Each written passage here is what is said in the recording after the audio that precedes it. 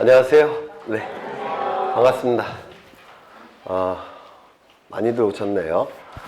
네, 오늘 3월 달에 처음 오시는 분 손 좀 들어보시겠어요? 네. 네. 그러면 그 처음 오신 분들은 1, 2월 달 거 강의 듣고 오셨나요? 듣고 오셔야 됩니다. 우리 공시 법령은 다른 과목과 달라서 시간이 좀 짧아서 1, 2월 달에 했던 거를, 물론 중요한 거는 겹쳐서 하겠지만 중요하지 않은 것은 1, 2월 달에 했던 걸 더 안 합니다. 그러니까 미리 듣고 오셔야 돼요. 네. 그래서 3월 달부터는 좀 어려운 부분을 해야 되기 때문에 1, 2월 달에 걸 꼭 들으셔야 됩니다. 1, 2월 달 거. 책이 두껍죠. 근데 이걸 한 달 과정으로 해야 되기 때문에 했던 걸 또 할 수는 없고요. 안 했던 거 위주로 진행을 할 겁니다. 네, 그렇게 좀 생각하시고 미리 좀 1, 2월 달 과정을 꼭 들으셔야 됩니다. 오늘은 어디를 할 거냐면 지적제도의 개설, 이 부분은 뭐 시험과 관련해서 별로 관련이 없기 때문에 또 1, 2월 달에 아주 상세하게 했기 때문에 쭉 넘어갈 겁니다. 어디를 보시냐면, 어디까지 넘어가시냐면 33쪽까지 넘어가십니다. 33쪽부터 하실 거예요. 그러니까 처음 오신 분들은 1, 2월 달 강의를 반드시 들으셔야 됩니다. 3, 4월 달부터 들으면 안 돼요. 1, 2월 달 거 기초 과정이 있었기 때문에 11월, 12월은 안 들으셔도 돼도 1, 2월 달 강의는 꼭 들으셔야 돼요. 오늘은 33쪽부터 보시겠습니다. 토지의 등록. 네.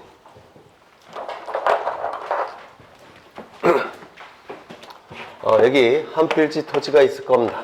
이 토지에 관한 정보가 수집이 될 겁니다.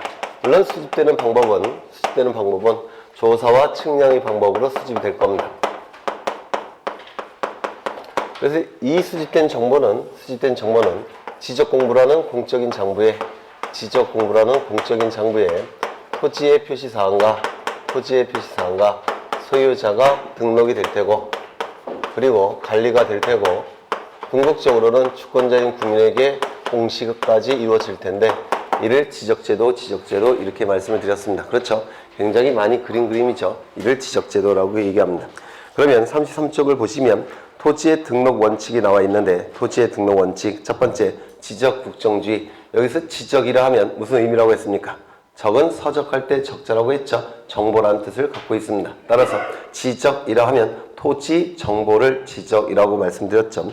지적, 토지 정보는 국가가 정해야 된다는 원칙을 지적국정주의라고 얘기할 겁니다. 토지 정보는 국가가 정해야 된다는 원칙. 그 다음에 두 번째, 직권등록주의.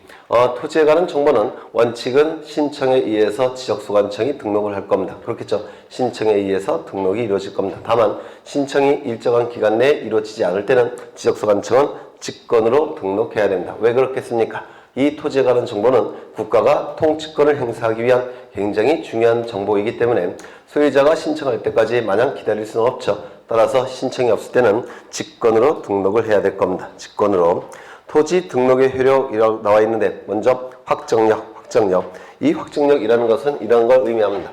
여기에 지적공부에 이 등록된 정보는 확정이 되면 일정한 힘이 발생을 하더라는 겁니다.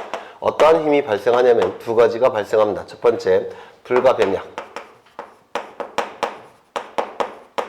두 번째, 불가쟁력.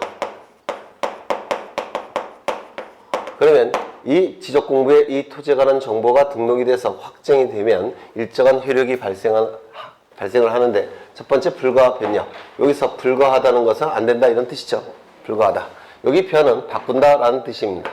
따라서 일단 지적공부에 등록이 이루어져서 확정이 되게 되면 지적소관청은 멋대로 바꿀 수 없는 힘이 이 등록에 있더라는 겁니다.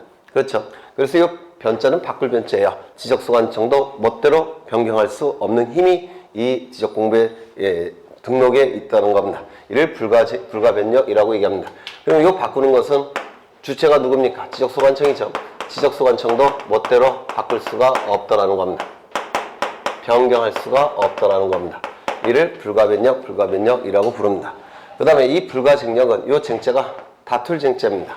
다툴쟁자.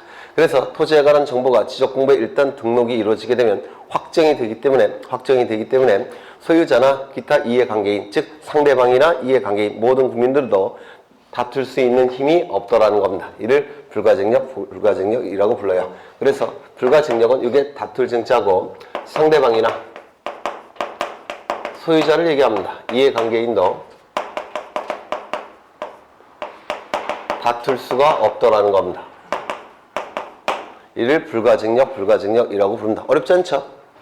어렵습니까? 토지에 관한 정보가 지적공부에 일단 등록이 이루어지면 확정이 된 겁니다. 확정이 됐기 때문에 지적소관청도 멋대로 변경시킬 수가 없다는 겁니다. 이를 불가변력. 그렇죠. 확정이 이루어지게 되면 상대방이나 이해관계인, 즉 어떤 사람들도 불가쟁력, 쟁자가 다툴 쟁자예요. 다툴 수가 없더라는 겁니다. 그렇죠. 이를 확정력이라고 얘기하고 불가변력, 불가쟁력 이 두 가지도 암기를 하셔야 됩니다. 한번 출제가 된 적이 있습니다. 두 번째, 강제력. 이 강제력이라는 것은 자력 집행력을 얘기하는데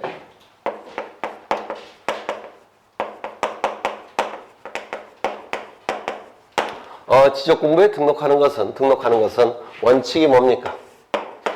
원칙은 신청에 의해서 등록이 이루어지죠. 맞습니까? 원칙은 신청에 의해서 지적공부에 등록이 될 겁니다. 그런데 신청이 없을 때는 예외적으로 지적소관청은 어떻게 합니까? 네, 직권으로 등록을 합니다.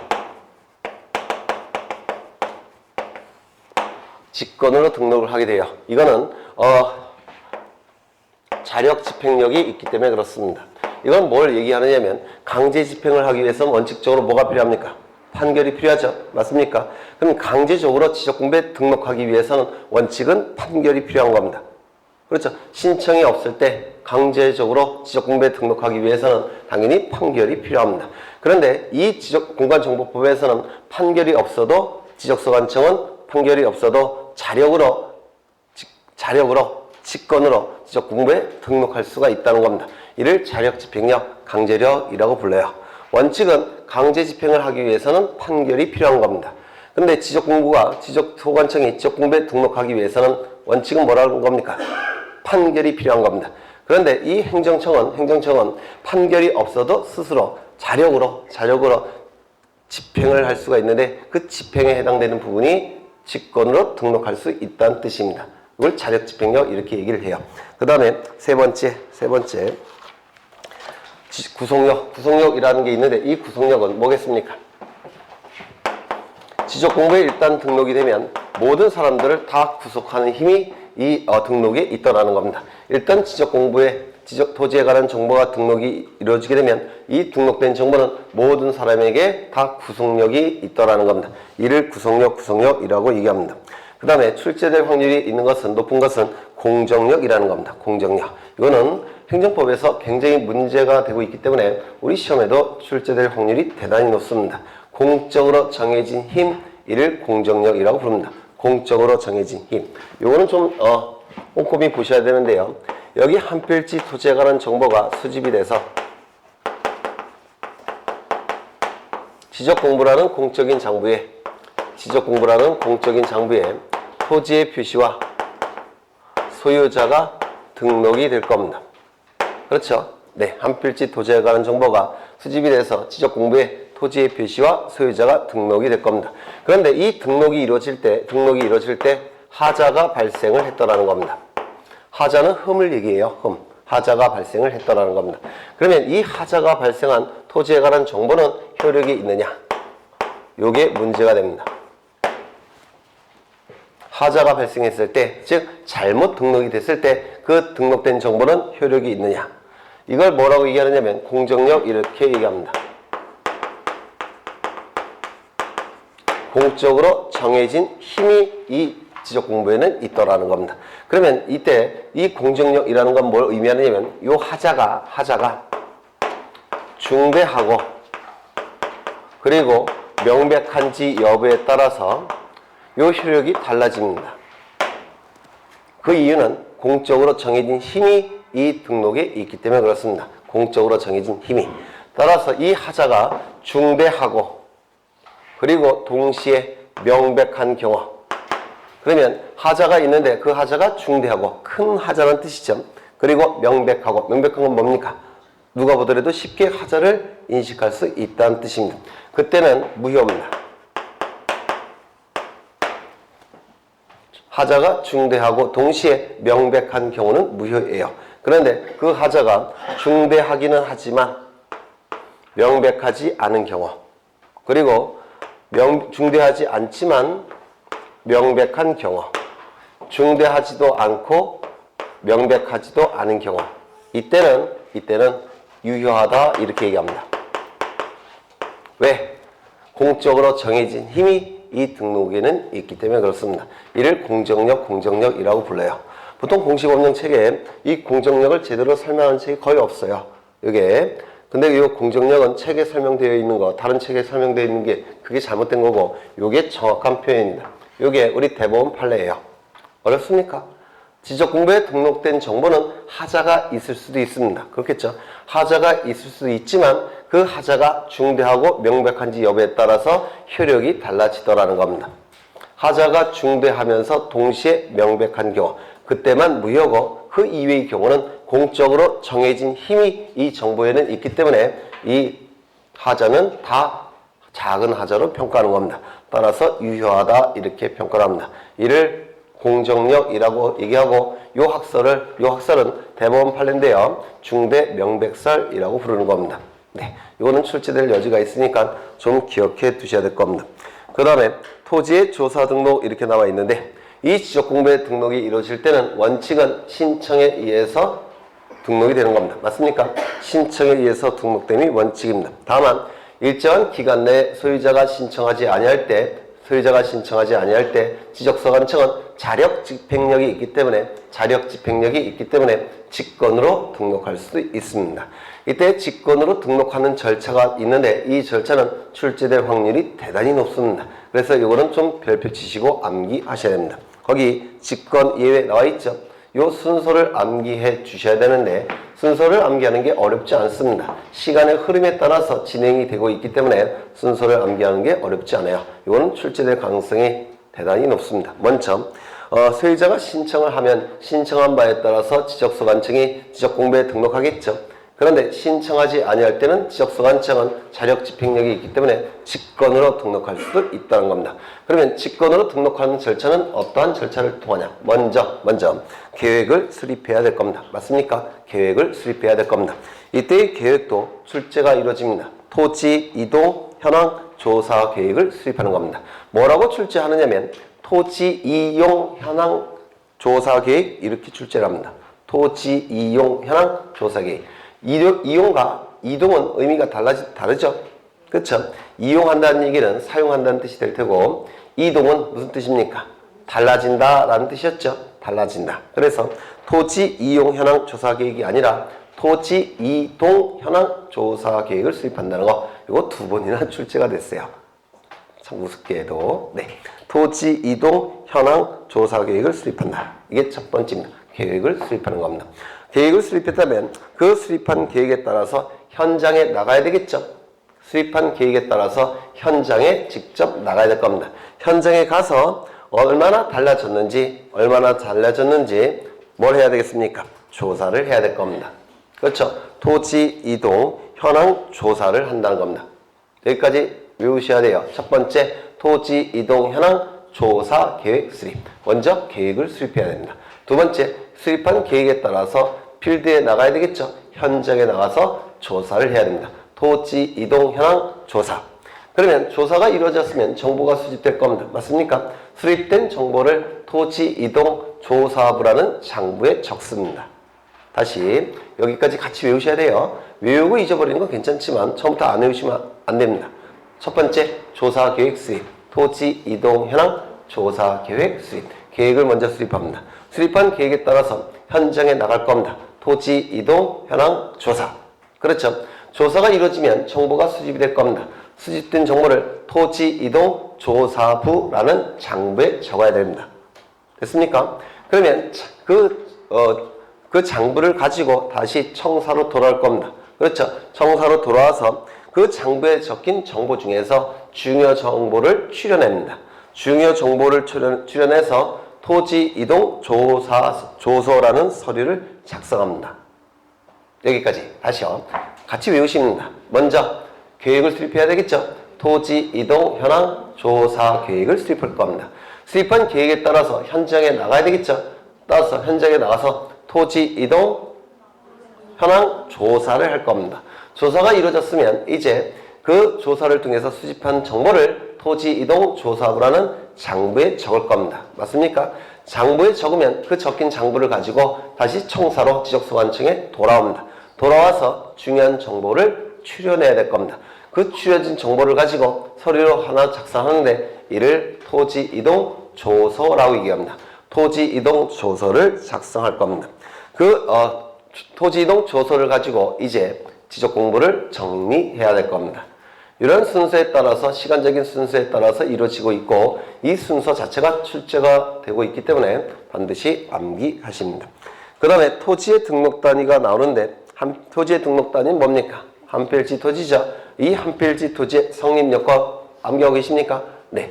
지번 부여 지역이 동일할 것, 소유자가 동일할 것, 지목이 동일할 것, 집안이 연속적일 것, 축척이 동일할 것, 등기 여부가 동일할 것, 지, 소, 지, 지, 축등 이렇게 였죠. 네. 여기 한 필지 토지에 관한 정보가 이게 한 필지입니다. 한 필지 토지에 관한 정보가 조사와 측량의 방법으로 수집이 될 겁니다.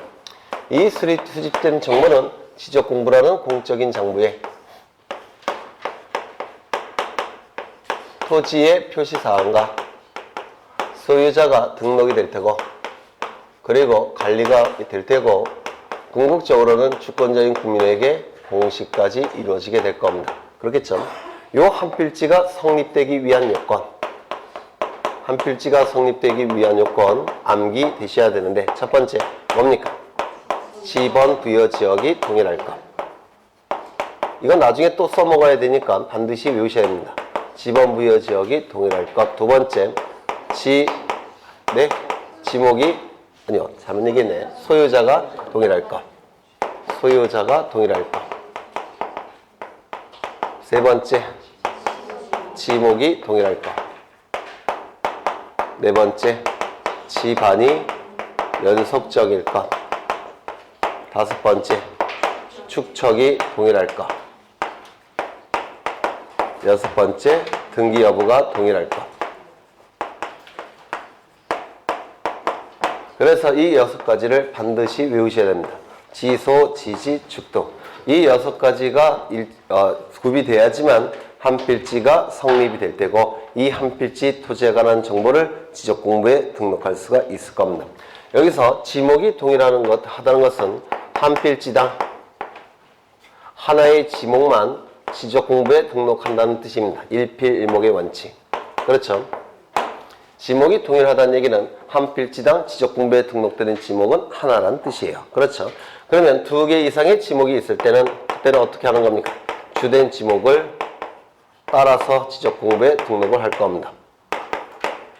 이를 주지목 추정의 원칙 이렇게 얘기할 겁니다. 그렇겠죠? 그러면 여기 한 필지 토지가 이렇게 있더라는 겁니다.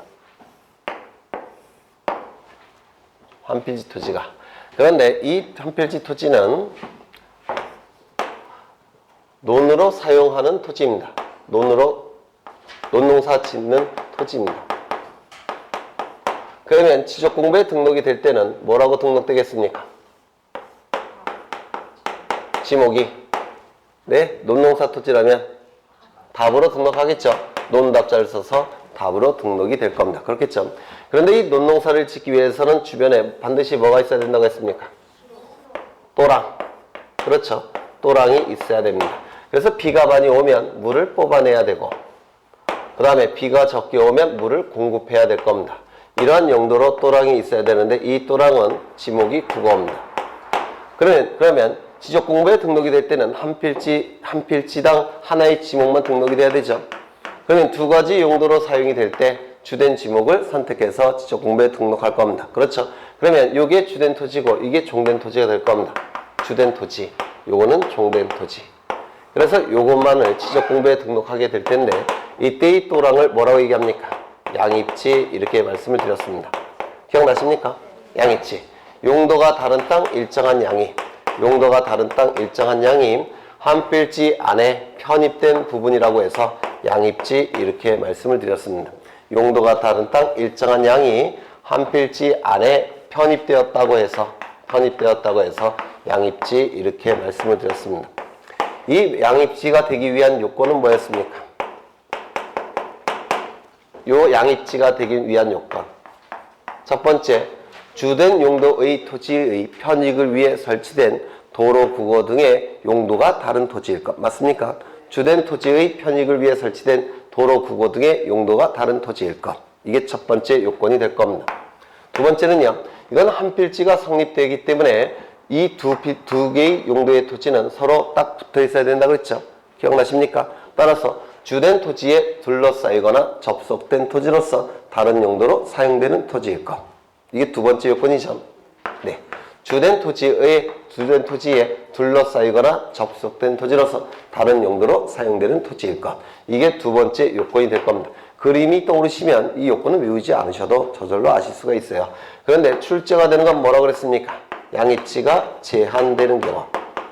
세 가지가 있었죠. 첫 번째 뭡니까? 대지가 되는 경우. 두 번째, 네, 10%를 초과하는 경우. 세 번째, 330제곱미터를 초과하는 경우. 이때는 양입지가 될 수가 없기 때문에 그 부분을 어떻게 해야 되는 겁니까?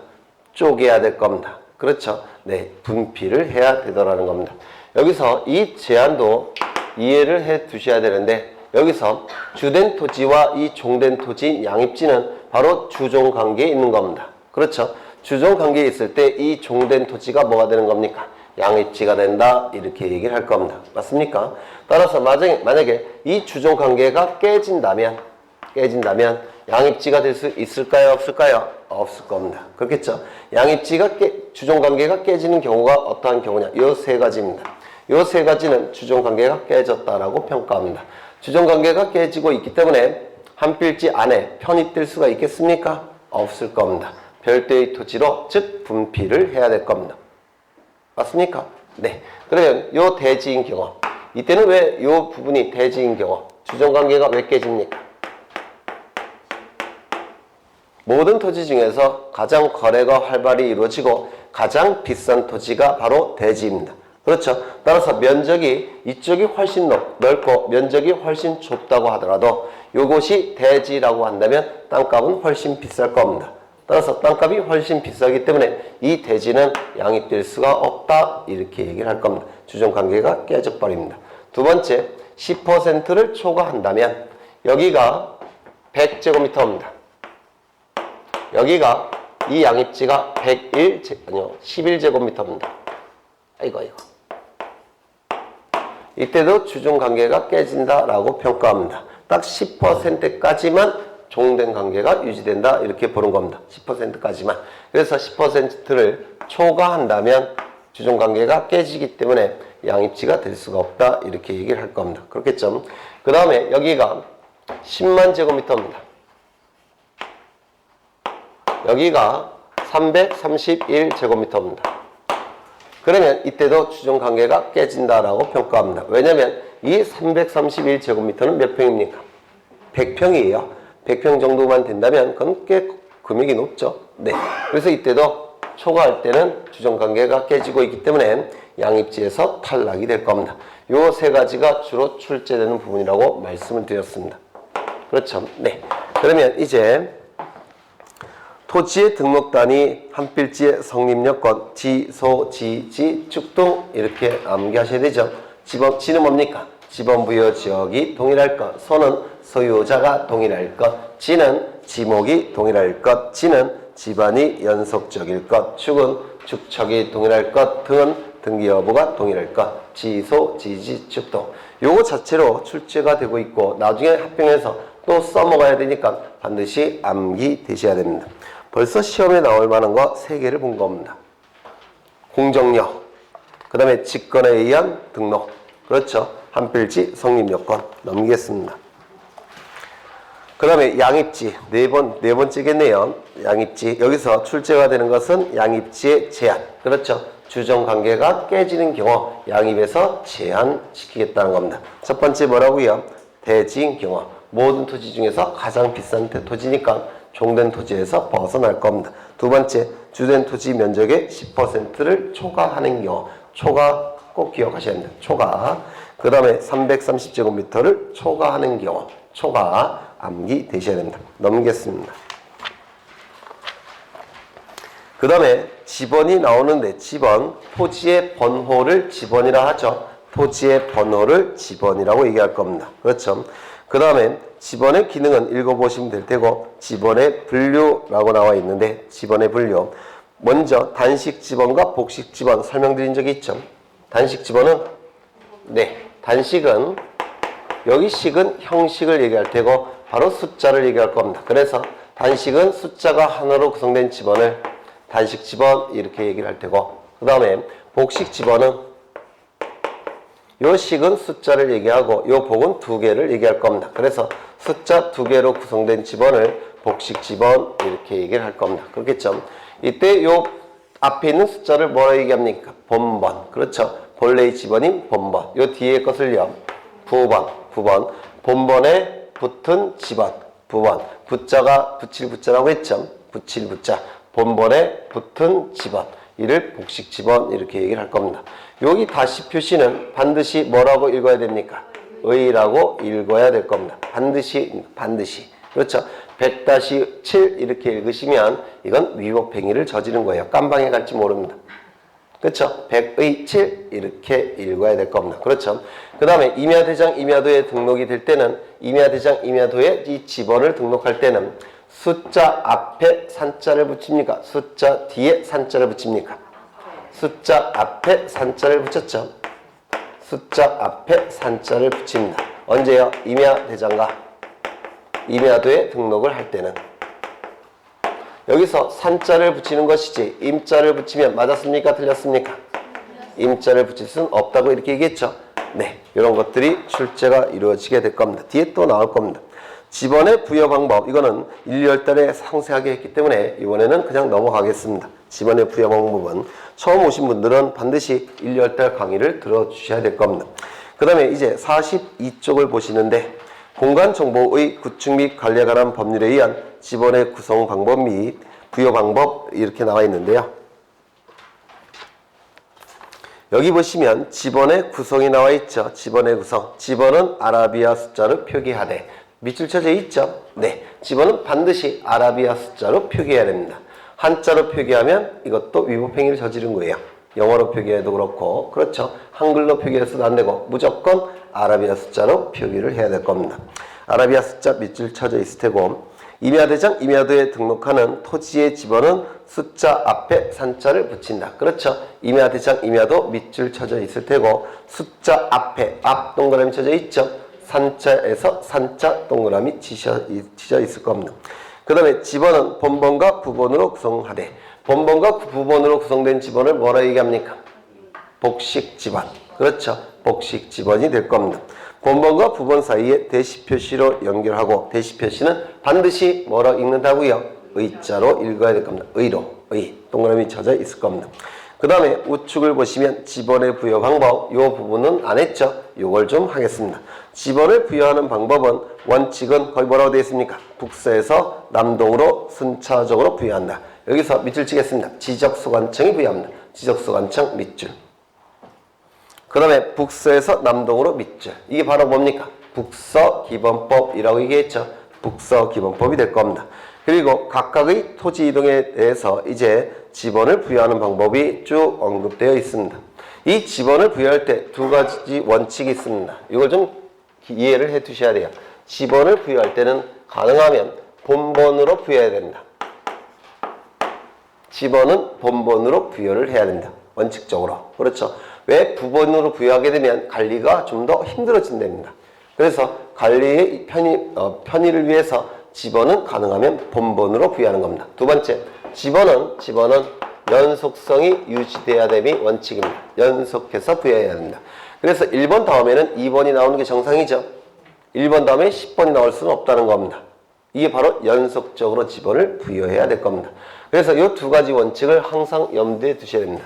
지번은 가능하면 본번으로 부여해야 되고 지번은 연속성이 유지가 돼야 됩니다. 그러면 이제 신규 등록과 등록 전환을 보실 텐데 신규 등록과 등록 전환의 지번 부여 방법을 보실 텐데 신규 등록은 그 의미가 뭡니까? 그렇죠. 토지에 관한 정보를 지적공부에 맨 처음으로 등록하는 것. 이를 신규등록 이렇게 얘기하겠죠. 그렇죠. 한 번도 지적공부에 등록된 적이 없는 토지에 관한 정보를 지적공부에 맨 처음으로 등록하는 것. 신규등록이라고 얘기할 겁니다. 등록전환은 뭡니까? 등록전환은 이 한 필지 토지가 처음에 어디에 등록되어 있습니까? 임야대장과 임야도에 등록되어 있었습니다. 그런데 이 토지에 관한 정보를 여기에 등록이 되어 있었는데 이거를 토지대장 지적도에 토지대장과 지적도에 옮겨서 등록하는 것. 이를 뭐라고 얘기했죠? 등록이 전환됐다 이렇게 말씀을 드렸죠. 임야대장, 임야도에 등록된 토지를 토지대장 지적도에 옮겨서 등록하는 것을 등록전환이라고 얘기할 겁니다. 그렇다면 이 토지대장 지적도의 입장에서는 이 토지에 관한 정보가 처음으로 등록하는 겁니까? 다시요. 토지대장과 지적도의 기준에서 볼 때는 이 토지에 관한 정보가 이쪽에는 처음으로 등록하는 거 아닙니까? 처음이죠. 종전에는 어디에 등록된 상태입니까? 임야대장, 임야도에 등록되어 있었지만 여기에는 처음 등록하는 겁니다. 맞습니까? 그러면 여기에는 처음 등록하는 거니까 신규 등록과 같은 방식으로 지번을 부여하겠다는 겁니다. 그래서 이 신규 등록과 이 등록전환은 같은 방법으로 지번을 부여합니다. 왜? 등록전환의 경우에는 임야대장, 토지대장 지적도에서는 맨 처음으로 등록하는 거이기 때문에 그렇습니다. 그래서 신규 등록과 등록전환은 같은 방식으로 지번을 부여합니다. 이거 이해가 되십니까? 이해되셔야 될 겁니다. 그러면 이제 신규 등록과 등록전환은 어떻게 지번을 부여하냐면 여기는 하나의 지번 부여 지역이고 9필지의 토지로 구성된 지번 부여 지역입니다. 여기는 1번, 예를 든 겁니다. 얘를 2번, 3번, 4번, 5번, 6번, 7번, 8번, 9번 이렇게 등록이 되어 있을 겁니다. 이걸 좀 바꾸죠. 우리나라는 지번 부여 방법이 원칙이 뭡니까? 네?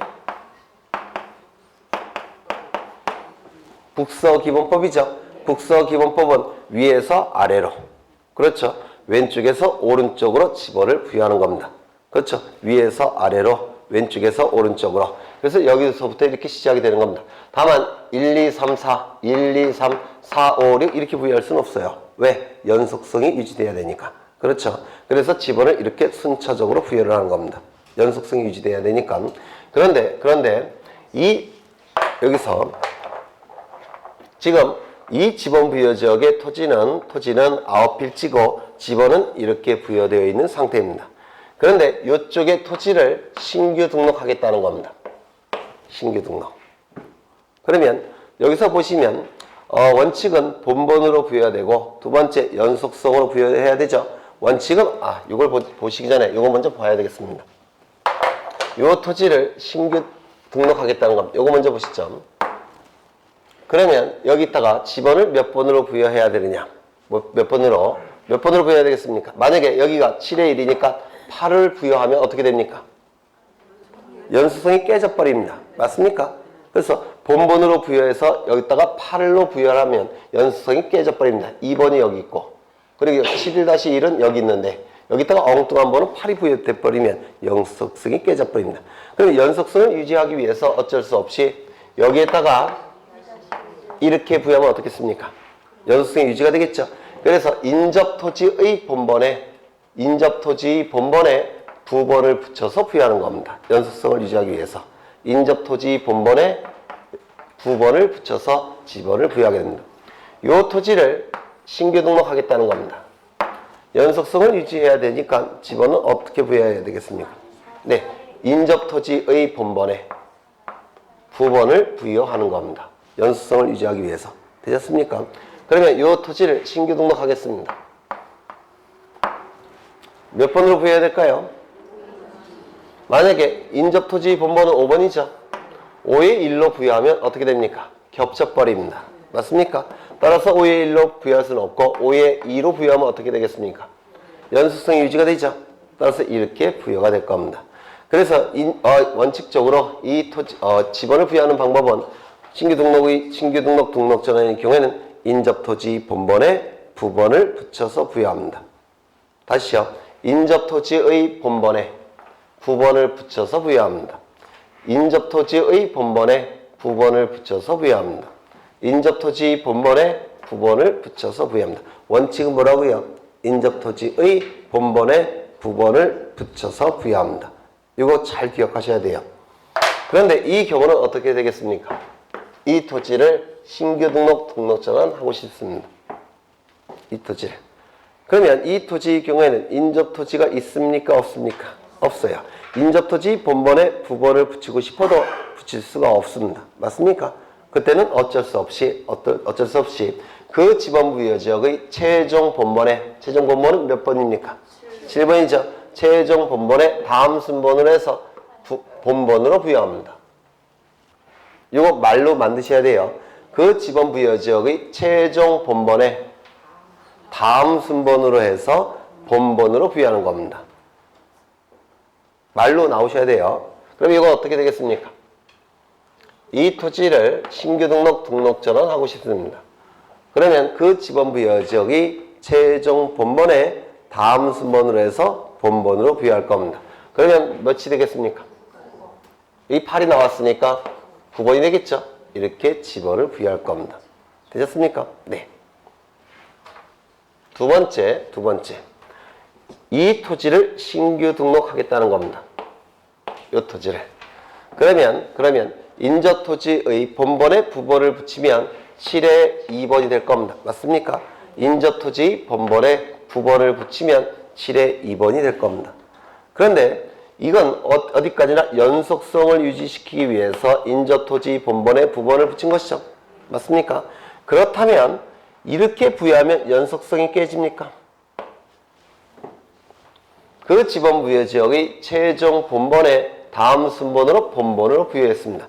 연속성이 깨집니까? 안 깨집니까? 안 깨집니다. 그러면 이 중에서 둘 중에 하나를 선택해야 되는데 선택은 뭐로 해야 될까요? 여기 보시면 가능하면 본번으로 부여해야 된다고 되어 있죠. 따라서 이때는 이걸 선택을 해야 될 겁니다. 맞습니까?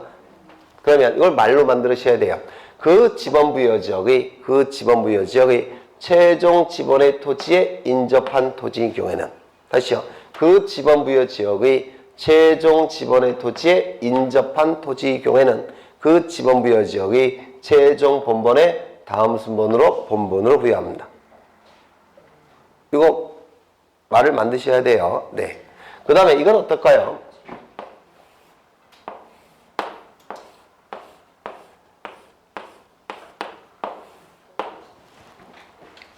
여기가 수십 필지를 신규 등록하고자 합니다. 수십 필지를. 그러면 원칙에 의한다면 인접토지의 본번에 부번을 붙이면 6의 1, 6의 2, 6의 3, 6의 4, 6의 5, 6의 6, 6의 7, 6의 8 이런 식으로 나갈 겁니다. 맞습니까? 맞아요? 안 맞아요? 맞죠? 이렇게 지번을 부여하게 되면 부번이 너무 많이 나옵니다. 맞습니까? 이렇게 여러 필지를 신규 등록하는 경우에는 부번이 너무 많이 나옵니다. 저는 지금 12필지만 신규 등록했지만 송도 신도시 같은 경우는 어떻게 되겠습니까? 수십만 필지가 부번이 나오게 됩니다. 맞습니까? 부번이 많이 나오게 되면 관리가 어려워진답니다. 따라서 이때는 어쩔 수 없이 이렇게 지번을 부여해야 합니다. 그 지번 부여 지역의 최종 본번에 다음 순번으로 본번으로 해서 순차적으로 부여합니다.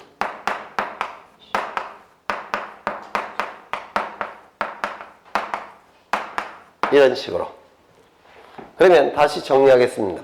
신규 등록과 등록 전환은 원칙적으로 지번의 연속성이 유지되어야 되기 때문에 인접토지의 본번에 부번을 붙여서 부여합니다. 원칙은 뭐라고요? 인접토지 본번에 부번을 붙여서 부여합니다. 인접토지 본번에 부번을 붙여서 부여합니다. 다만 예외적으로 세 가지 경우는 그 지번 부여 지역의 최종 본번에 다음 순번으로 본번으로 지번을 부여하는 경우가 있습니다. 다시요. 세 가지 예외적인 경우에는 그 지번 부여 지역의 최종 본번에 다음 순번으로 본번으로 부여하는 경우가 있습니다. 세 가지 경우. 첫 번째, 멀리 떨어진 경우. 멀리 떨어진 경우에는 그 지번 부여 지역의 최종 본번에 다음 순번으로 본번을 부여했습니다. 맞습니까? 두 번째. 그 지번 부여 지역의 최종 지번의 토지에 인접한 경우. 그때도 그 지번 부여 지역의 최종 본번에 다음 순번으로 본번으로 부여했습니다. 맞습니까? 세 번째, 여러 필지인 경우. 여러 필지인 경우에도 그 지번 부여 지역의 최종 본번에 다음 순번으로 해서 본번으로 부여를 했습니다. 요거를 좀 기억해 두셔야 됩니다. 뭐 어려운 건 아니에요. 그러면 책을 좀 보겠습니다. 신규 등록 및 등록 전환 나와 있는데, 신규 등록 및 등록 전환의 경우에는 그 지번 부여 지역에서 인접 토지의 본번에 부번을 붙여서 지번을 부여한다. 밑줄 치십니다. 인접 토지의 본번에 부번을 붙여서 지번을 부여한다. 인접 토지의 본번에 부번을 붙여서 지번을 부여한다. 원칙은 뭐라고요? 인접 토지의 본번에 부번을 붙여서 지번을 부여합니다. 부번을 붙이는 겁니다. 부번을. 이게 원칙이 될 겁니다. 다만 다음 어느 하나에 해당하는 경우에는 그 지번 부여 지역의 밑줄 치죠. 최종 본번에 다음 순번부터 본번으로 하여 지번을 부여할 수 있다. 여기서 최종 본번에 다음 순번부터 본번으로 하여 해서 본번 동그라미 치십니다.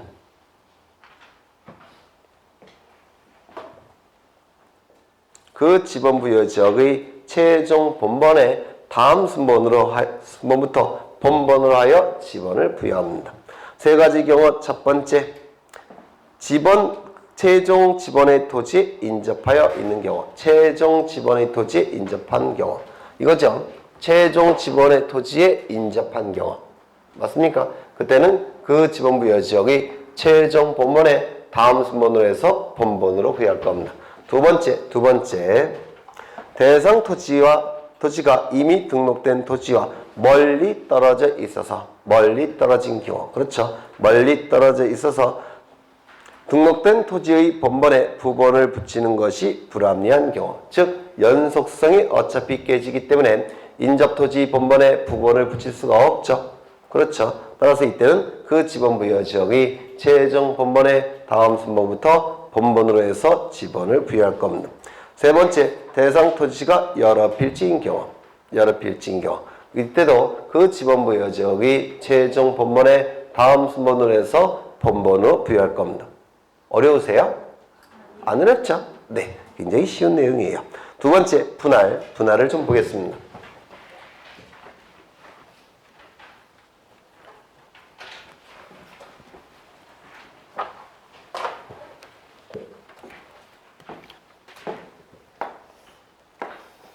분할의 개념은 한 필지 토지를 두 필지 이상으로 쪼개서 지적 공부에 등록하는 것을 분할이라고 합니다. 여기는 100번지 토지고, 여기는 100의 1번지 토지, 100의 2번지 토지, 100의 3번지 토지. 아니요. 지우고, 여기는 101번지 토지입니다. 이렇게 5필지의 토지가 있습니다. 5필지의 토지가. 이 토지를 두 필지로 쪼개겠다는 겁니다. 그러면 어떻게 지번을 부여하느냐면, 한 필지는 종전 지번으로 부여합니다. 100번. 종전 지번으로 부여해요. 나머지는 보시면 이게 종전 지번이죠. 본번에 여기서 100번이니까 100에 1번을 부여하면 어떻게 됩니까? 겹치죠. 맞습니까? 100에 2번을 부여하면 어떻게 되겠습니까? 겹치죠. 그럼 100에 3번은요? 겹치죠. 100에 4 하면 어떻게 되겠습니까? 겹칩니까? 안 겹치죠. 이렇게 지번을 부여합니다. 그럼 이걸 말로 만드셔야 되는데, 한 필지는 종전 지번으로 부여하고, 나머지는 본번에 최종 부번에 다음 순번으로 부번으로 부여하는 겁니다. 다시요. 한 필지는 종전 지번으로 부여하고, 나머지는 본번에 최종 부번에 다음 순번으로 부번으로 부여하는 겁니다. 그러면 다시 한번 나눠보겠습니다. 여기를 세 필지로 쪼개겠습니다. 한 필지는 종전 지번으로 부여하고, 맞습니까? 나머지는 본번에 최종 부번은 몇 번입니까? 이거죠. 요거의 다음 순번으로 9번으로 부여합니다. 여기는요 100의 6번이 될 겁니다. 되셨습니까? 그러면 요 토지를 쪼개 보겠습니다. 한 필지는 종전 지번으로 부여하고 나머지는 본번에 최종 부번은 몇 번입니까? 6번이죠. 100의 7번으로 부여를 하는 겁니다. 여기도 쪼개 보겠습니다. 이번 이렇게 쪼개죠. 한 필지는 종전 지번으로 부여하고 나머지는 본번에 최종 부번은 몇 번입니까? 요거죠. 따라서 100에 얼마로 부여하겠습니까? 100에 8번으로 이렇게 부여하는 겁니다. 그래야지만 겹치지 않습니다. 그래야지만 말로 다시 만들겠습니다. 한 필지는 종전 지번으로 부여하고 나머지는 본번에 최종 부번에 다음 순번으로 부번으로 부여합니다. 한 번 더 쪼개보죠. 지금 이 토지를 100의 1번지를 세 필지로 쪼개겠습니다. 한 필지는 종전 지번으로 부여하고 나머지는 본번에 최종 부번은 몇 번입니까? 8이죠. 따라서 얼마로 부여합니까? 100의 9, 100의 10 이렇게 지번을 부여하는 겁니다. 말로 만드셔야 돼요. 한 필지는 종전 지번으로 부여하고 나머지는 본번에 최종 부번에 다음 순번으로 뭐로 부여합니까? 부번으로 부여를 해야 될 겁니다. 그런데 이런 경우는 어떻게 되는지 좀 보시면 여기에 건축물이 이렇게 있더라는 겁니다. 건축물이. 그럼 이 건축물과 관련된 모든 서류들은 이건 대지죠. 대지. 맞습니까? 그러면 건축물과 관련된 모든 서류들의 대지는 종전에 얼마였습니까? 100의 2번이었죠. 맞습니까? 그런데 얼마로 바뀌어야 됩니까? 100의 6번으로 바뀌어야 되죠. 맞습니까? 그러면 이 토지의 지번도 바뀌지만 이 건축물과 관련된 모든 서류들은 대지 지번도 바뀌게 됩니다. 일이 많아져야. 맞습니까? 이렇게 하면 어떻게 되겠습니까? 건축물이 있는 토지에 종전 지번으로 부여하고 그 다음에 나머지는 본번에 최종 부번에 다음 순번으로 부번으로 부여하면 그러면 종전에 얼마였습니까? 100의 2였죠. 그럼 이 건축물과 관련된 그 대지에 관련된 모든 서류들은 어떻게 되겠습니까? 바뀝니까? 안 바뀝니까? 안 바뀝니다. 이렇게 부여를 한다면 이거 이해가 되십니까? 그러면 이 건축물과 관련된 모든 서류들을 대지 지번을 바뀌지 않도록 하기 위해서는 이 건축물이 있는 토지에 종전 지번을 부여하면 됩니다. 맞습니까? 그러면 여기에 건축물이 있다면 건축물이 있는 토지에 종전 지번으로 부여하고 여기는 얼마로 부여하겠습니까? 100에 4번 이렇게 부여하면 됩니다. 이거 이해가 되십니까? 그러면 이것도 세 필지로 나눠보겠습니다. 이거를. 그런데 건축물이 여기 이렇게 있더라는 겁니다. 그러면 건축물이 있는 토지에 종전 지번으로 부여합니다. 100에 8. 맞습니까? 한 필지는 종전 지번으로 부여하고 나머지는 본번에 최종 부번은 몇 번인가요? 여기 있네요. 10번. 맞습니까? 그러면 얼마로 부여하면 되겠습니까? 11. 여기는 100에 12 이렇게 지번을 부여합니다. 이거 이해가 되실지 모르겠네. 그렇죠? 네, 책을 보겠습니다. 분할의 경우에는 분할 후 필지 중 한 필지 지번은 분할 전 지번으로 하고 밑줄 치죠? 분할 전 지번으로 하고 나머지 필지 지번은 여기 밑줄 치죠? 본번에 최종 부번에 다음 순번으로 부번으로 부여한다. 밑줄 치십니다. 치셨습니까? 여기 부번으로 부여한다 해서 부번 동그라미 치십니다. 이게 책만 읽으셔서는 뭔 말인지 모르십니다. 그림을 그리실 수 있으셔야 돼요. 그림을. 다만 이 경우 주거, 사무실 등의 건축물이 있는 필지에 대해서는 분할 전 지번을 우선하여 부여해야 된다. 요거 밑줄 치십니다. 건축물이 있는 필지에 대해서는 그 필지에 분할 전 지번을 우선하여 부여해야 됩니다. 그렇게 해야지만 그 건물과 관련된 모든 서류들의 지번은 바뀔 필요가 없을 겁니다. 그렇겠죠? 네. 그 다음에 합병을 보십니다.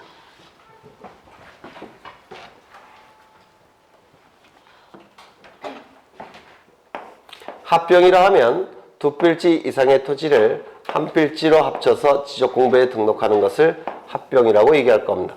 두 필지 이상의 토지를 한 필지로 합쳐서 지적공부에 등록하는 것을 합병이라고 얘기합니다. 여기 네 필지 토지가 한 필지로 바뀌었다는 겁니다. 여기는 예를 들어서 100번, 101번, 102번, 103번. 그러면 이 네 필지 토지가 한 필지로 합쳤는데 여기에 지번을 부여해야 되겠죠. 이때 종전 지번을 가지고 여기다 부여합니다. 여기다가 이때 어떠한 형식으로 지번을 부여하느냐면 가장 선순위 지번을 합병의 지번으로 부여합니다. 이렇게 지번을 부여하는 겁니다.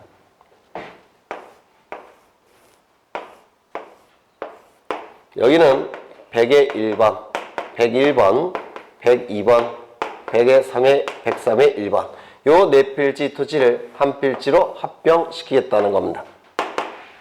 그러면 합병의 지번은 종전 지번을 가지고 여기다가 부여해야 될 텐데 이때는 가능하면 본번으로 부여한다고 했죠. 맞습니까? 따라서 본번 중 선순위 지번을 합병의 지번으로 부여를 하는 겁니다. 이렇게 지번을 부여합니다. 그렇죠. 그러면 이 나머지 지번은 다 뭐가 되겠습니까? 지적공부에서 빠져나가겠죠. 맞습니까? 이를 결번이라고 부르는 겁니다. 결번. 결번이 돼서 결번대정에 등록해서 영구히 보존해야 될 겁니다. 이건 어떨까요? 여기에 건축물이 이렇게 있더라는 겁니다. 건축물이. 그러면 합병의 지번은 얼마로 부여할까요? 네? 이때도 여전히 100으로 부여합니다. 100으로 부여합니다. 그런데 이 토지 소유자가 건축물이 있는 지번을 합병의 지번으로 부여해달라는 신청이 있게 되면 그때 비로소 건축물이 있는 지번을 합병의 지번으로 부여합니다. 이게 분할과 차이점이에요. 분할과. 요 밑에를 보겠습니다. 여기에 건축물이 이렇게 있더라는 겁니다. 그러면 합병의 지번은 몇 번이겠습니까? 네? 몇 번이에요? 뭐라고요? 101번. 네? 여전히 101번입니다. 본번 중 선순위 지번을 합병의 지번으로 부여해야 됩니다. 그런데 이 건축물이 있는 지번을 합병의 지번으로 부여해달라는 신청이 있다면 그때 비로소 건축물이 있는 지번을 합병의 지번으로 부여할 수가 있습니다. 이게 분할과의 차이점입니다. 다시 정리하겠습니다. 이 분할의 경우에는 원칙이 한 필지는 종전 지번으로 부여하고 나머지는 본번에 최종 부번에 다음 순번으로 해서 뭐로 부여합니까? 부번으로 부여합니다. 다만 건축물이 있는 경우에는 건축물이 있는 토지 지번을 건축물이 있는 토지에 종전 지번으로 부여하고 나머지는 본번에 최종 부번에 다음 순번으로 부번으로 부여할 겁니다. 합병의 경우에는 원칙적으로 선순위 지번을 합병의 지번으로 부여합니다. 맞습니까? 부번이 있는 경우에는 본번 중 선순위 지번을 합병의 지번으로 부여해야 될 겁니다. 다만 건축물이 있는 경우에는 건축물이 있는 지번을 합병의 지번으로 부여해달라는 신청이 있는 경우에 한해서 건축물이 있는 지번을 합병의 지번으로 부여를 해야 될 겁니다. 어렵죠? 그 말이 그 말 같고. 네. 그래서 이게 그림으로 기억하셔야지만 이게 헷갈리지 않습니다. 문장으로 기억하시면 대단히 힘들어지세요. 합병 보겠습니다. 합병의 경우에는 합병 대상 지번 중 선순위 지번을 그 지번으로 하되 선순위 지번 밑줄 치십니다.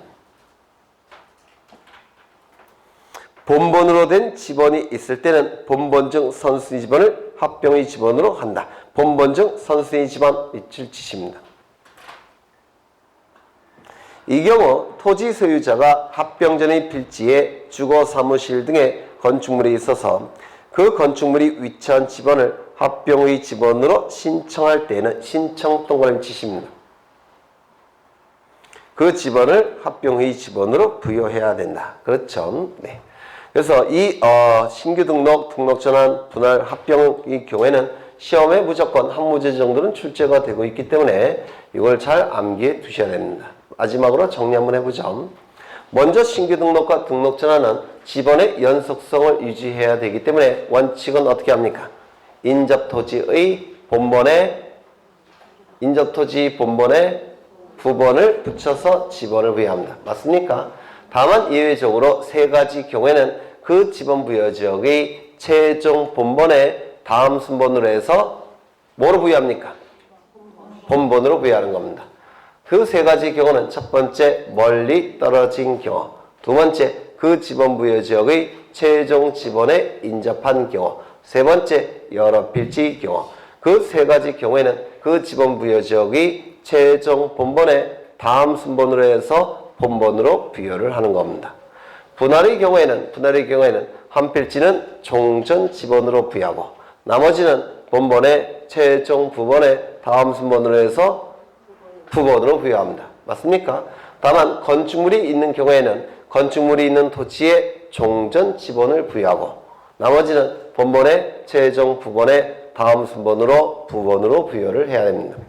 합병의 경우에는 원칙적으로 선순위 지번을 합병의 지번으로 부여합니다.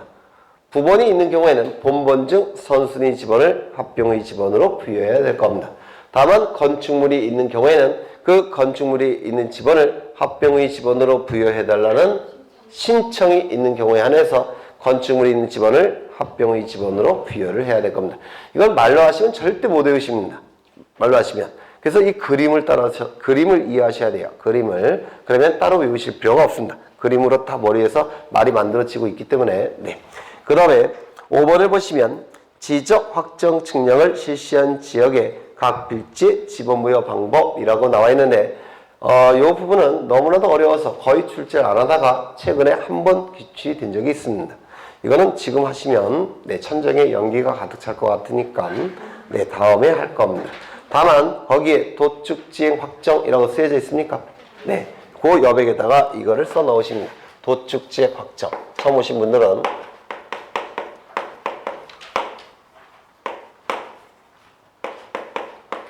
좀 어려우세요. 이거는 도축지행 확정 이렇게 일단 써 놓으시면 됩니다. 다음번에 할 거예요. 넘기겠습니다.